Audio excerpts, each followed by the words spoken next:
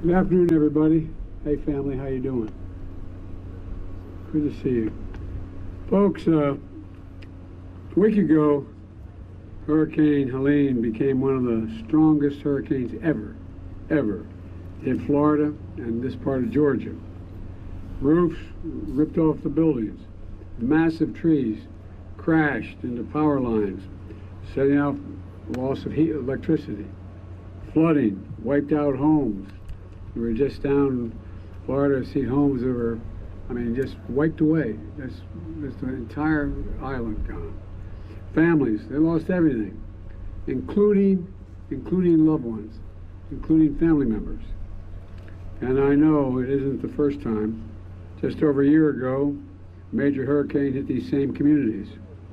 A couple months ago, Hurricane Debbie did the same thing. Three in a row. You've been through hell. 3 in a row. And I want you to know, I see you, I hear you, I agree with you, and I promise you we have your back. We're going to stay until you're restored.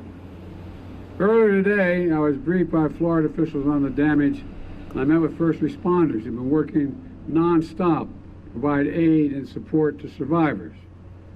I did a walking tour of Keaton Beach with a bipartisan group of officials to survey what a 15-foot surge, some places went as high as 3 stories, does to a coastal community.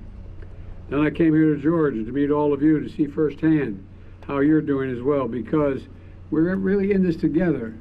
We're separate states, but we're the United States of America. I want to thank Governor Kemp, who I spoke with again this morning. And Senator Warnock is behind me, Senator Austin Scott, Representative Sanford Bishop, old friends.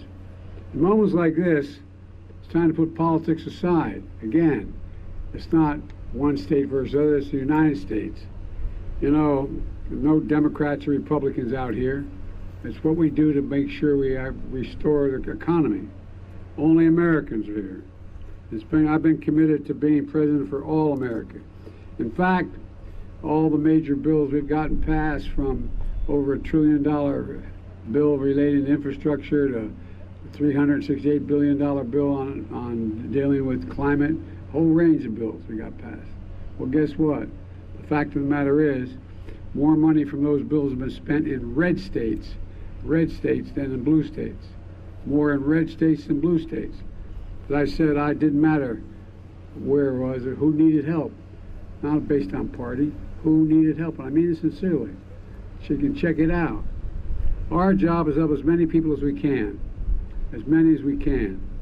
And also, by the way, when you do that, I hope we begin to break down this rabid partisanship that exists. I mean that sincerely. There's no rationale for it. There's no rationale for it. And so, it doesn't matter who we help, it's who's needed help. And look, we're going to help as many people as we can. That's why, days before the storm hit, I pre-positioned extensive resources on the ground throughout the Southeast, extensively. First responders, search and rescue teams, food, water, ambulances. Before Helene had made landfall, I also immediately improved emergency declarations your governor and others asked for. And so all of us could focus on the first responders and standing up emergency operations centers. That was the focus. And yesterday, I approved Governor Kemp's request for a federal government to cover 100% of the cost for debris removal and emergency protective measures for 3 months, 100%. I must tell you, your senator had a little bit to do with that when you called me beforehand. But all kidding aside, we're doing the same for Florida as well as we're doing for North Carolina. Folks, this is going to pay for the urgent work to clear the mud, remove the downed trees, provide temporary housing. And on top of this, the Department of Agriculture, and I have with me the Secretary of Agriculture today, is on the ground to support farmers, ranchers, and small businesses impacted by this storm. And FEMA teams are literally knocking on doors to register folks so they can receive assistance to buy what they urgently need, from prescription drugs if they lost everything. For example, I was just down in Florida. One home, what people really worry the most about is not just losing their home, it's they lose everything that mattered to them. They move. They lose that picture of their mom and their dad when they were kids. They look. I mean, all the things are personal. They look at that family jewelry, the ring that was the engagement ring, all those things. And I was with one rescuer who said there was a young family who had their entire home was lifted up and taken out into basically what we'd call a bayou. It's not a bayou, but a flat space out in the middle of a marsh. They went out there, they cut a road through with their vehicles.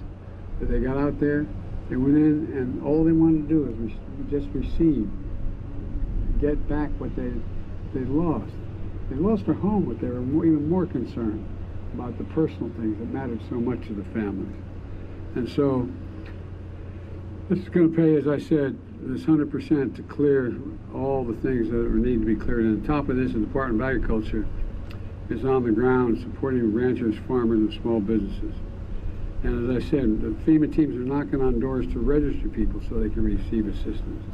Think of all the people out there throughout the country here in the Southeast that they need prescriptions filled. They don't have the money. They've lost everything. They don't have any way to fill their prescriptions. Or baby formula. They can't afford it. They don't know where to get it, how to get it. And so we're registering folks so they can receive this assistance and buy urgently needed things they badly need. This direct assistance is now being delivered. It's being delivered now, directly, with more to come. But folks, this entire project is going to cost billions of dollars. Not tens of thousands, not millions, not a billion, billions of dollars. Because it goes through so many states. And Congress has an obligation to me, it seems to me, to ensure the states have the resources they need. Let me close with this. I'm standing here beside Buck, the owner of this pecan farm. This afternoon, we got a chance to talk a little bit, and he showed me what he lost, talked about what he lost, and his dad. Acres of orchards wiped out, trees uprooted, debris everywhere. Decades of progress gone in a single instant. But through it all, Buck hadn't lost hope. In fact, he reminds me of another Georgia farmer who just turned 100 years old. President Jimmy Carter once said, "Tremendous progress can be made if we persevere through difficult challenges." This is a difficult challenge we're facing. This storm is extremely difficult for our country. All the first responders, police officers, and volunteers who ran toward danger, to all the survivors and families who had their lives and livelihoods torn apart, we got a lot of work ahead of us. I was with them, as I said, I was down in Florida today, and a gentleman walked up and handed me a small pamphlet, a book that his wife had just written about how they lost their son. Their son died last time out in their home. A lot of people are in real trouble. But we want you to know, as I said, we see you, we're with you, and we're going to preserve and persevere to get through all of this. Because, folks, this is the United States of America.